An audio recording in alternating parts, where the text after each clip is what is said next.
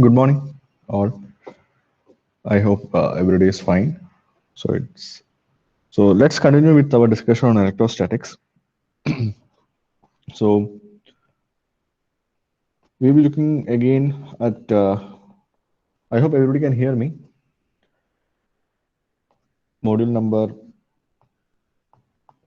one.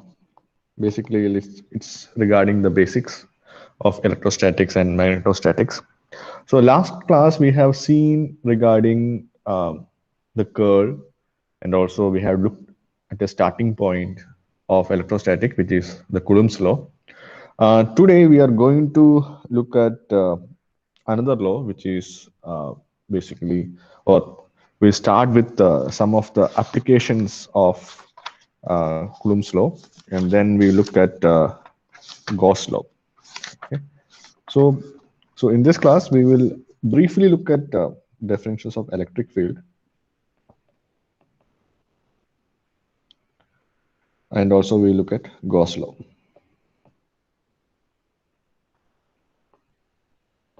Okay, fine.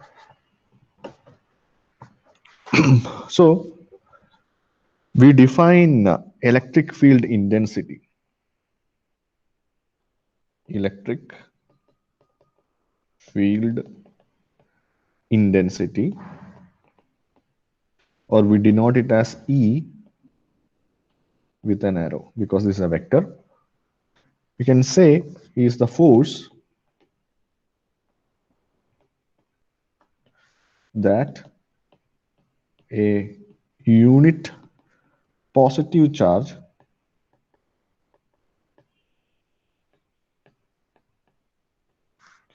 experiences when placed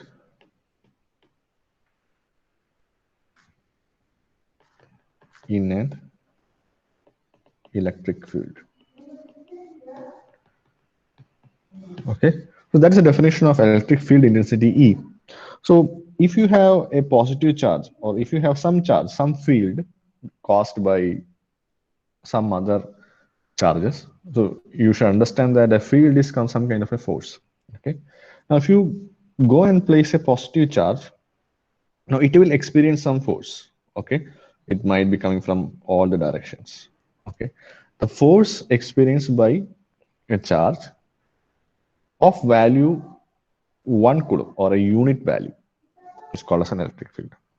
Okay, or you can simply say the electric field is equal to the force per unit charge.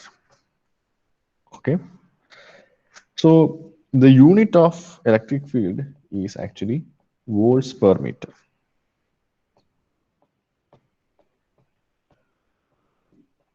Or you can say it is Newton per coulomb, because F, which is force, which is Newton, and Q is charge, which is coulomb, so it is Newton per coulomb. Okay, so let's say I have a charge placed here, which is a positive charge, and let's say this is the origin of our coordinate system. Okay, now because of this charge, at some other point it will, if you have, let's say this is point P and this is Q. Okay, so the charge is placed here. Sorry, I think I'll change the notations because Q is coming both ways. So this is point M, this is point N, and the charge is placed here. Now let's say the position vector of the point N is, let's say it is R dash. Okay, and the position vector of the point where the charge is placed, let's say it is R. Okay, so at this point N, there will be some force because of the charge Q, and that force is basically the electric field. So I can write E in terms of vector as Q by 4 pi epsilon 0 multiplied by R dash minus R, which is the position vectors, difference of position vector or displacement vector, divided by the magnitude of r dash minus r cube. This is the expression for the electric field. At the point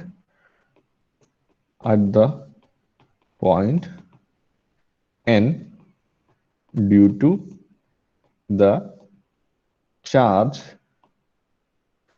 placed at n. So here I am assuming the charge is positive. Okay.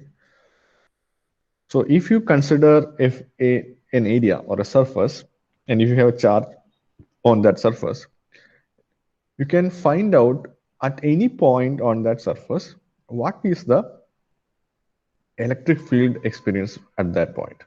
Basically, you're assuming that at that point you have another charge which is experiencing some force. Fine. This is regarding electric field. Similarly, if you have, let's say, n point charges, okay, so there is q1 here, q2 here, q3 here, q4 here, etc., etc. And let's say I want to find the electric field intensity at some point here. Okay, let's say this is r dash. Okay, so again, what you want to do is you want to find the position vector at r dash, or the position vector at this point, which has r dash as the position vector, and you find out all other position vectors of the charges. Okay, so this is, let's say, r1, this is r4, this is r3, this is r2, etc. So the net field experience at this point P is the sum of the fields due to each and every charge. So I can write the electric field E is equal to the charge Q1 by 4 pi epsilon 0, the displacement vector r dash minus r1 by r dash minus r1 magnitude cube, plus the electric field due to Q2, which is Q2 by 4 pi epsilon 0 r dash minus r2 divided by the magnitude cube of r dash minus r2. And similarly, if you have n subcharges, you can add all of them. Basically, this is the superposition theorem. So if I do the summation, it will be 1 by 4 pi epsilon 0 sigma, which represents summation, k equal to 1 to n qk r dash minus rk by r dash minus rk magnitude q. So at the point P, the net electric field is the sum of the electric field because of each and every charge. Electric field, you should understand, it has some kind of a force which another charge experience if it is placed in the field. Okay, so this is regarding the electric field. I just want to give you a look at the electric field. So this is a basics thing. Okay, now we have till now seen everything as a point charge, right? For example, we said Q is a point.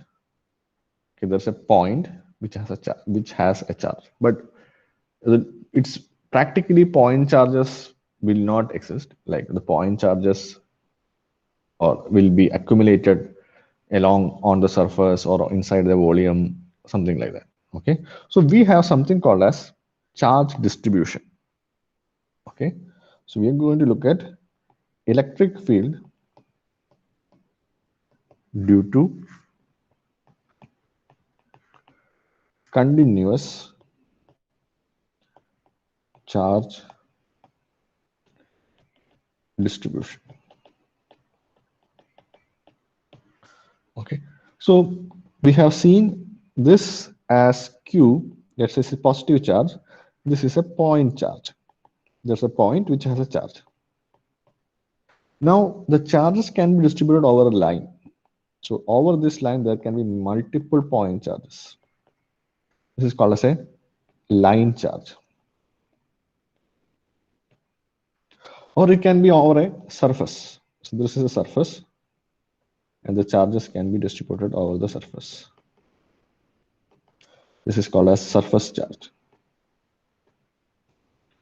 Or the third way is that you have a volume, okay, and the charge is distributed over the complete volume or inside the complete volume. This is called as volume charge. Okay. Now, why we consider this is the charges might not be distributed uniformly. For example, if you consider this line charge, okay, now at some distance, let's say you take 1 centimeter of distance, there will be like 1 nanocoulomb. At the next distance, it might be like 3 nanocoulombs. At next distance, it will be like 4 nanocoulombs, and so on. So you see that the distribution of charge is not uniform. If you take the first 1 centimeter, it will be 1 nanocoulomb. If you take the second 1 centimeter, it is 3 nanocoulomb. If you take the third 1 centimeter, 4 nanocoulomb. So if you take the first 4 centimeter distance, which is this one, you see that you cannot say that, okay, along this 4 centimeter distance, you have 3 coulomb of charge. It is not possible because you have 1 nanocoulomb, 3 nanocoulomb, and 4 nanocoulomb, right? So we do something called as, we specify that in terms of something called as charge density.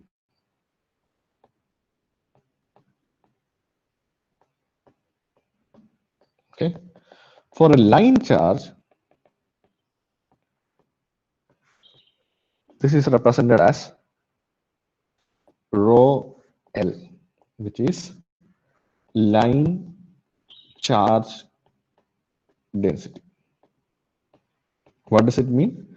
It means the charge per unit distance.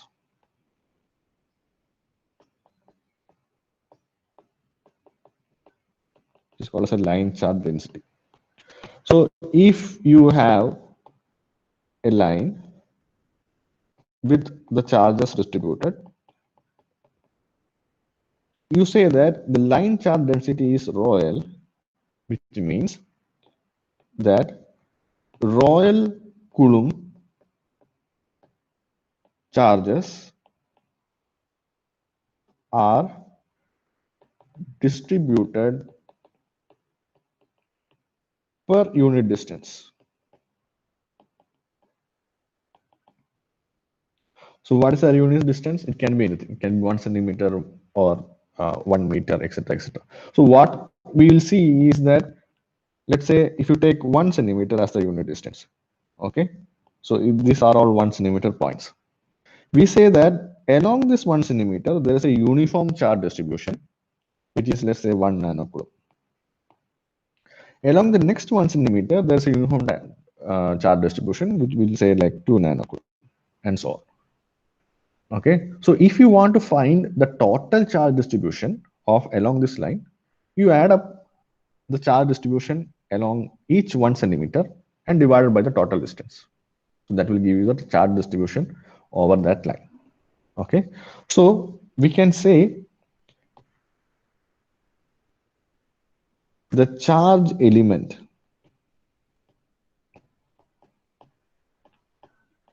dq is equal to rho L into dl. Understand that rho L is coulomb per distance, or the units is coulomb per meter. If you multiply that with the distance, you will get the total charge. Since rho L is a small element of charge, the small charge element, which is, maybe you can say it is along this. So this is 1 dq. So this is another dq, and so on. So the small charge element of that small distance dl is, you multiply the charge density, line charge density, with dl, you will get the small charge element.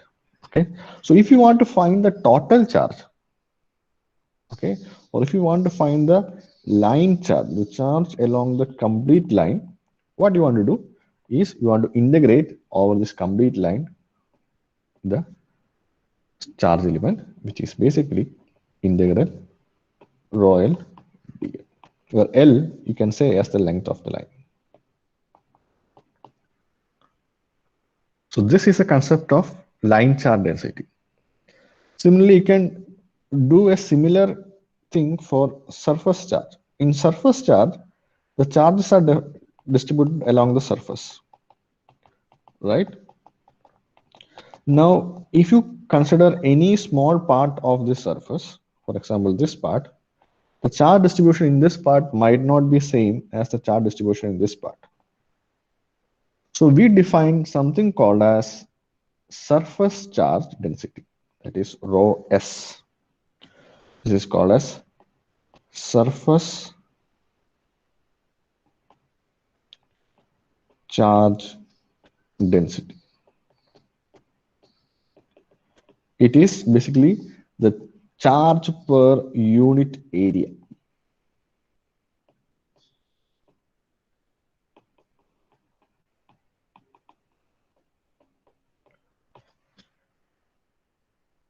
So what does it mean? It means that if you consider a small unit area like this, what is the charge in that area?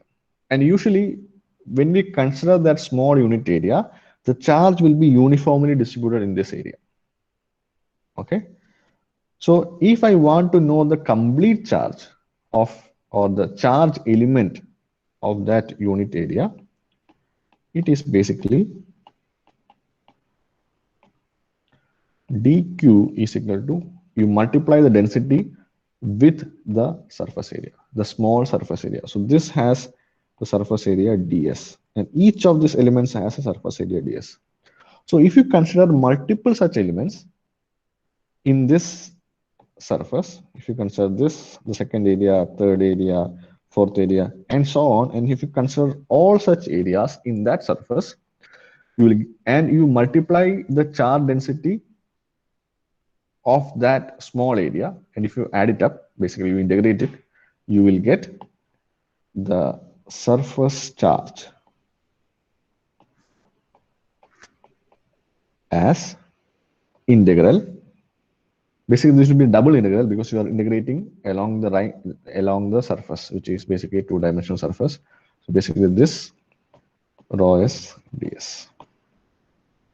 Okay, and in a similar way, if you have the volume which has the charge being distributed, then you can say that there is something called as a volume charge density.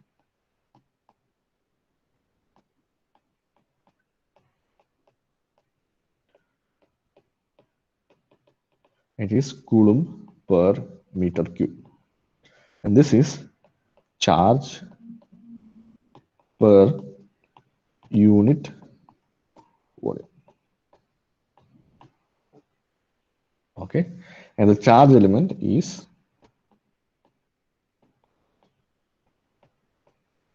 dq is equal to rho v dv, and the surface charge, sorry, the volume charge, the total volume, the total charge in the volume is, you integrate rho v into dv. Remember, differential volume is a three-dimensional. You will have length, breadth, and height if you are looking at a rectangle or a cube. So differential volume means you are actually need to integrate along each and every sides, or if it is a sphere, you will have radius. Right. So this is regarding the line charge, surface charge, and volume charge. Okay. So if you want to find the electric field because of each one of them, you know that the electric field E is equal to Q by 4 pi epsilon 0. And you can say the distance as r square along the unit vector AR cap. Okay. So I'm just representing this, what we have derived here, as a unit vector. Okay, so I think I will mention that. So this can also be written as q by 4 pi epsilon 0 r square ar cap. Okay.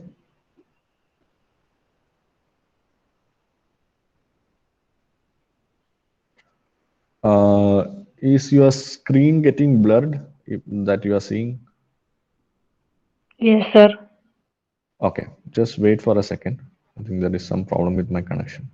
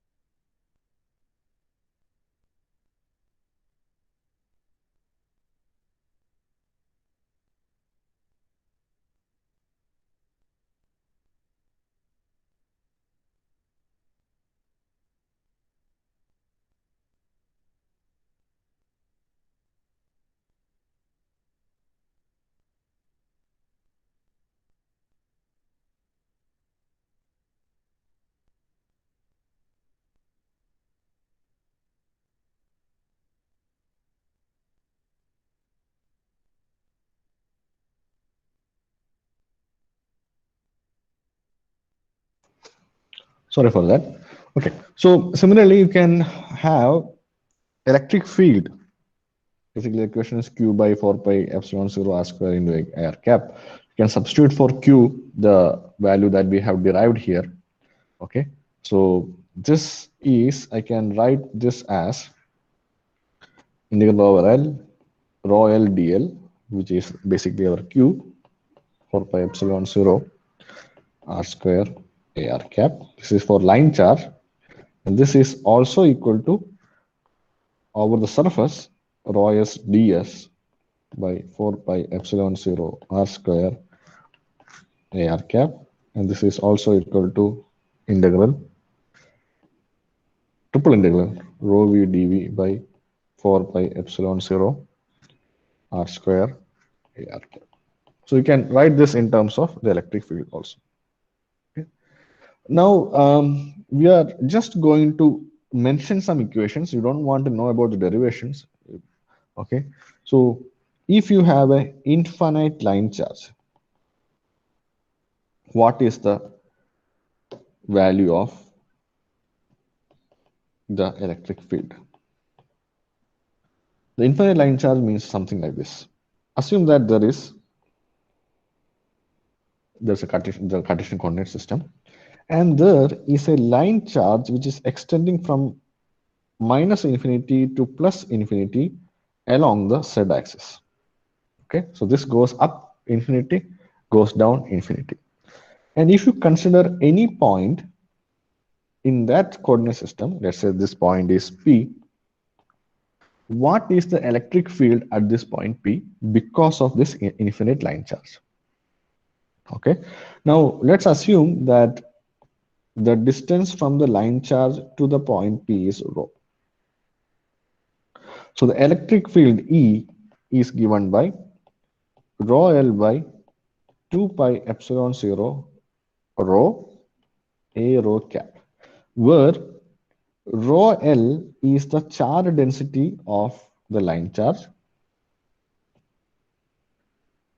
We'll write it as line charge density.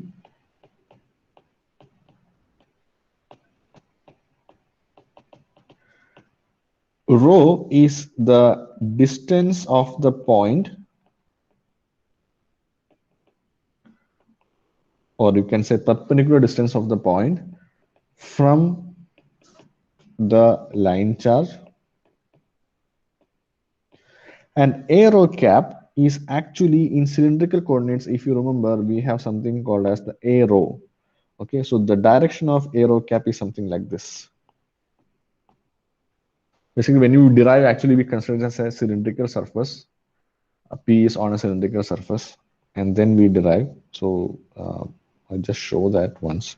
So basically, we assume that there is some kind of a cylindrical surface like this. Okay, the P is on that surface.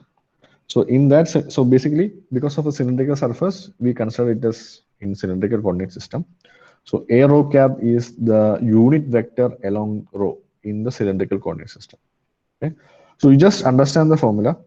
We don't want to know the derivations. Okay. Similarly, if you have a surface charge,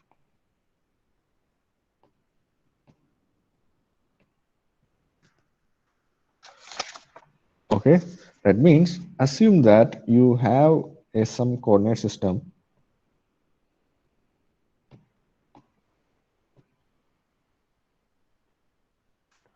and there is a surface, something like this.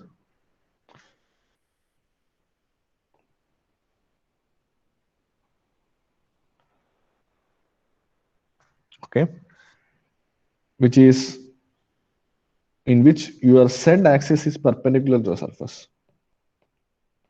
Okay, and x, y are, so basically the surface is on the xy plane and the z axis is perpendicular to it. Fine. So in this case, if the surface has the surface charge density rho s, okay, then your electric field at any point, let's say P, is electric field is equal to rho s by 2 epsilon 0 a z cap. So a z cap is along the z direction, that is perpendicular to the surface. So when you have a sheet of charge, so this is sheet of charge, the direction of electric field is perpendicular to the surface and is independent of distance.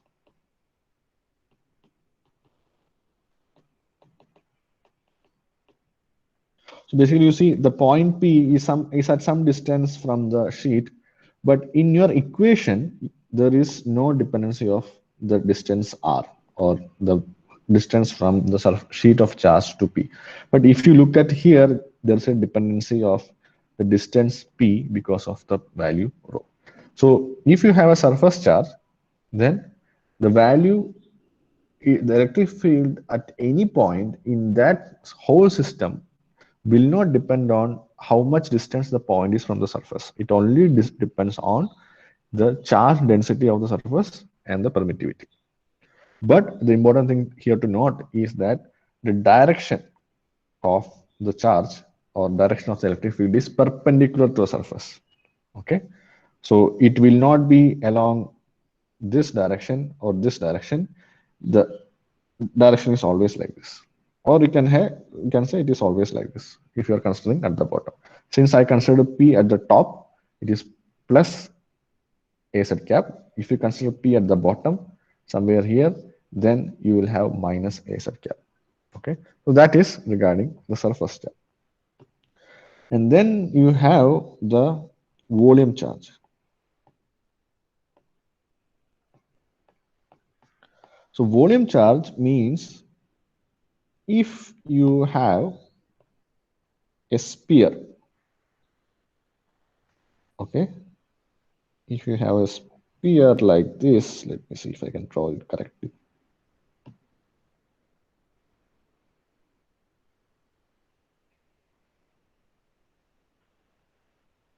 This is a circle, and assume that you have some kind of a sphere like this.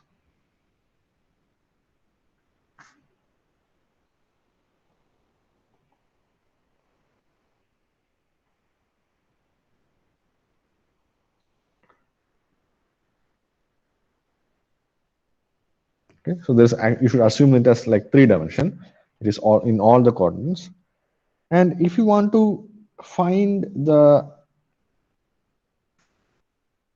charge or the electric field at any point P, let's say along the z axis, then you can see that the electric field E is given by Q by 4 pi epsilon 0 z square a z cap. Okay, where z square is the distance of the center of this sphere to the point.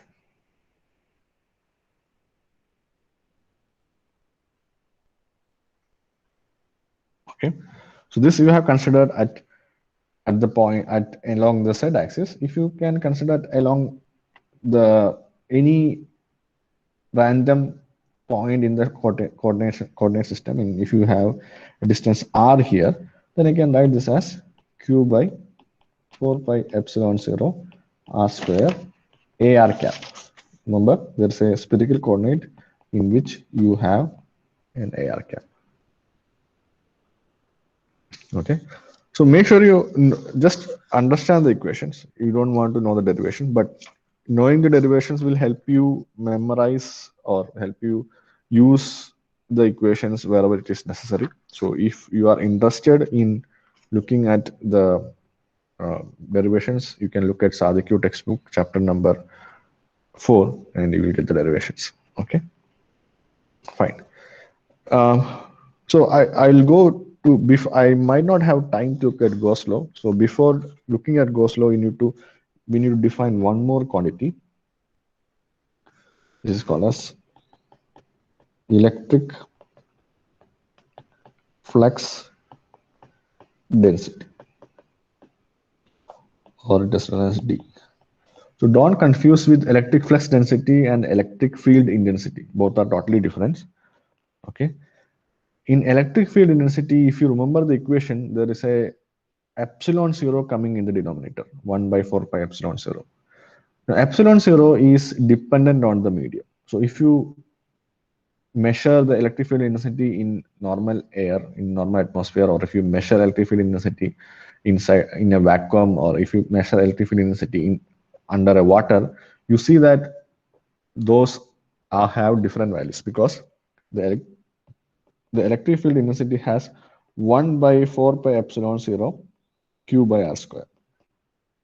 And this epsilon 0 is medium dependent.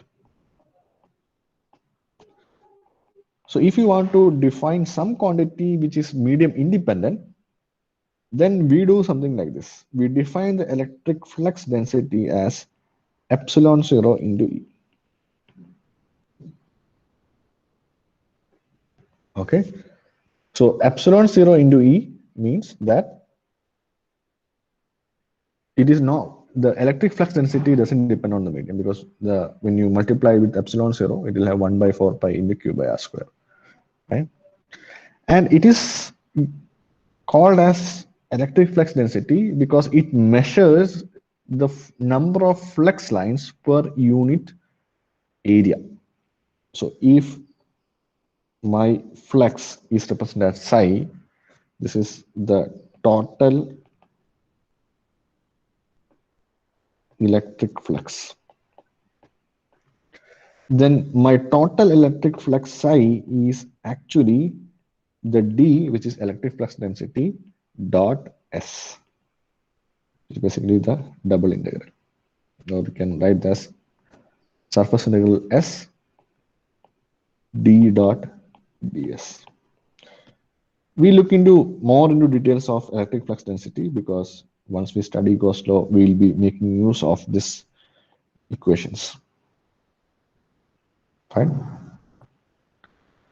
Okay. So the unit of electric flux density is Coulomb. Coulomb per meter square. So make sure you understand the unit. So this is actually Coulomb per meter square, because the unit of electric flux is Coulomb. So electric flux per unit area is the flux density.